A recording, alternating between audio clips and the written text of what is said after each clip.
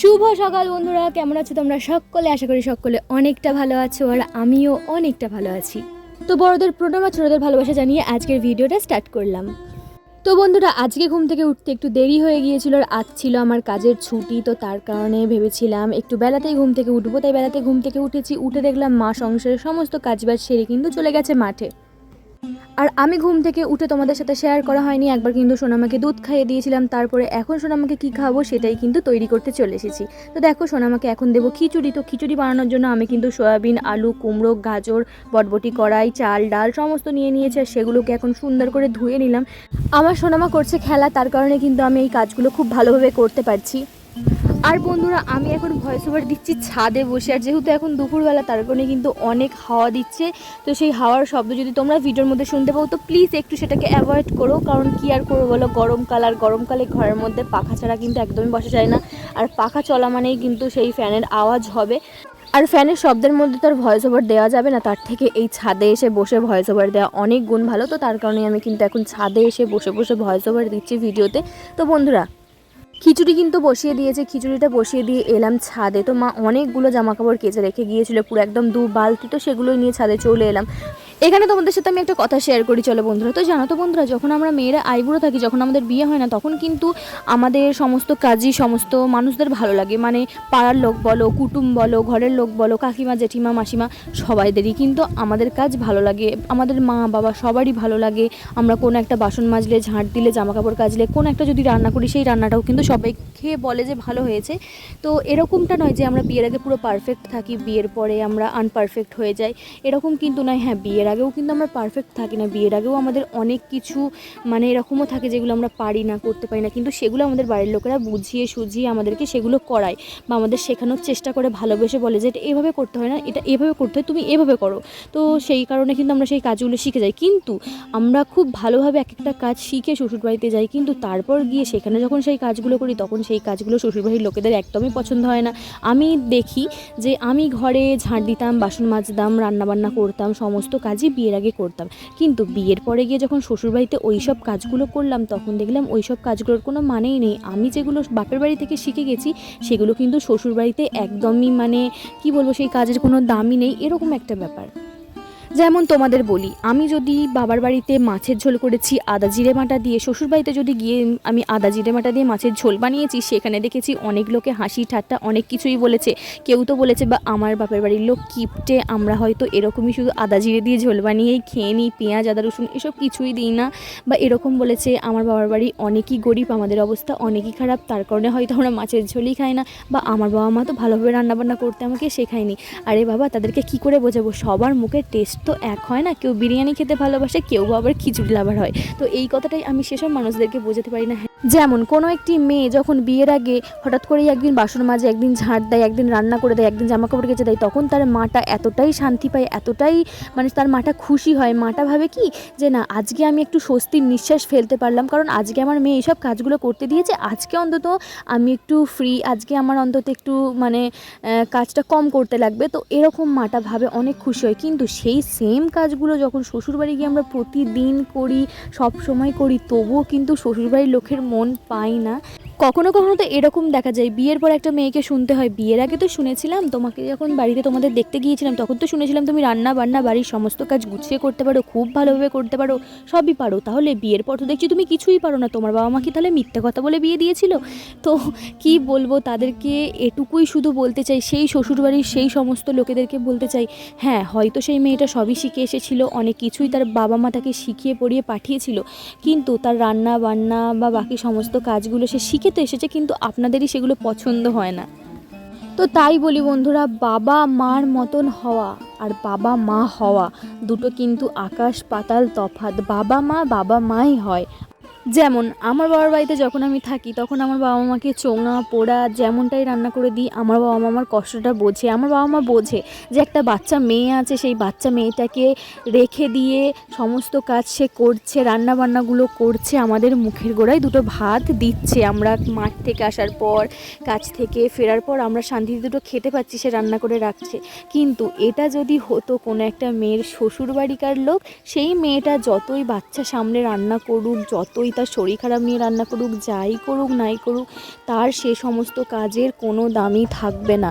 দিন শেষে তারা একটা কথাই বলবে, কি করেছো তুমি আমাদের জন্য? আর যদিও বা করেছো তো কেনই বা করবে না? তুমি তো ঘরের বউ, তোমাকে তো এই কাজগুলো করতেই হবে, তোমার শরীর খারাপ থাক বা যাই থাক, অত আমরা দেখতে যাব না। তো বন্ধুরা, অনেক কিছু কথা তোমাদেরকে বললাম, অনেক বকর বকর করে ফেলেছি। আর তোমাদের সাথে বকর বকর করতে করতে দেখো ওদিকে আমার সমস্ত কাজবাজও কিন্তু সারা হয়ে গেছে।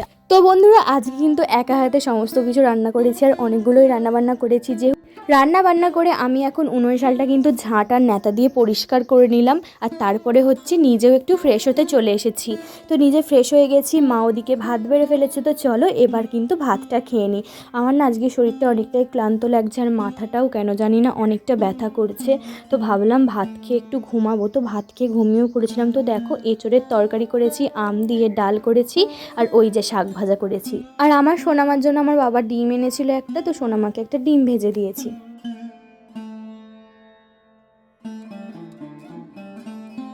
ওই যে বললাম তোমাদের শরীরটা একটু ক্লান্ত ছিল, তাই দুপুরবেলা ভাত টাত খেয়ে একটু কিন্তু ঘুমিয়ে পড়েছিলাম। তারপরে যখন ঘুম থেকে উঠেছিলাম দেখলাম একদমই সন্ধ্যা হয়ে গেছে।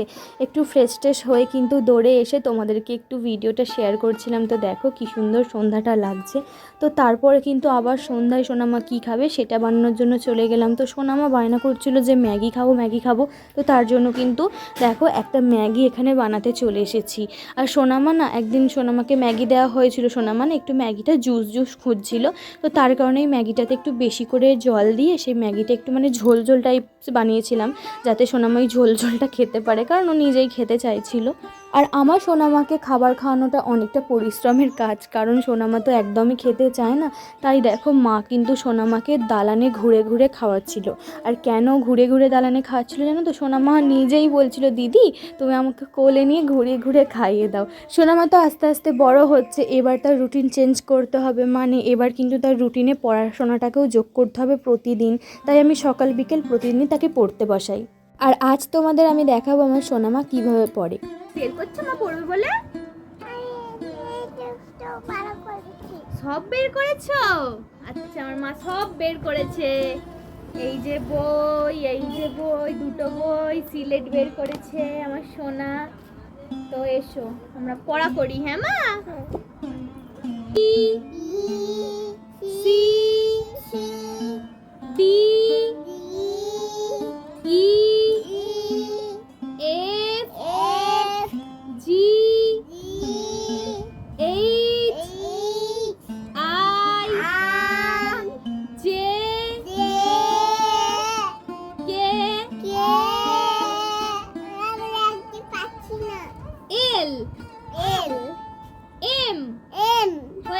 এবার এইগুলো এরকম ভাবে পড়বো, দেখো বলো। A for apple, A for apple, B for ball, B for ball, C for cat. C for আচ্ছা দুটো আমার মাথায় চুরুনি গোলাবে একটুনি নে যাবে চুকনি। হাততালি দাও। সোনা, আমার সোনা মা, তুমি শিখে গেছো মা? আরেকবার বলো, আরেকবার বলো শুনি। গাছে আটা গাছে তোতা পাখি, আটা গাছে তোতা পাখি, জানো গাছে মৌ, তোতা কি জবে কেন? না তোতা ভালো বলেছে আমার মনে। গুড গার্ল, হাততালি। আমরা দুটি ভাই, আমরা দুই ভাই, শিবের গাজন গাই, শিবের গাজন গাই, দিন গাছে উড়াই। ঠাকুমা গেছে তোতা পাখি, না ঠাকুমা গেছেন ঠাকুমা গাছে গয়া পাখি, গয়া কাশি। ডুগডুগি বাজাও,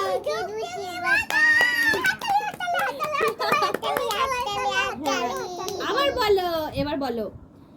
তাঁতির বাড়ি, তাঁতির বাড়ি, ব্যাঙের পাশে করে মানে খাই যাই, গান গাই, গান গাই, চালে বেড়াই না। Good girl.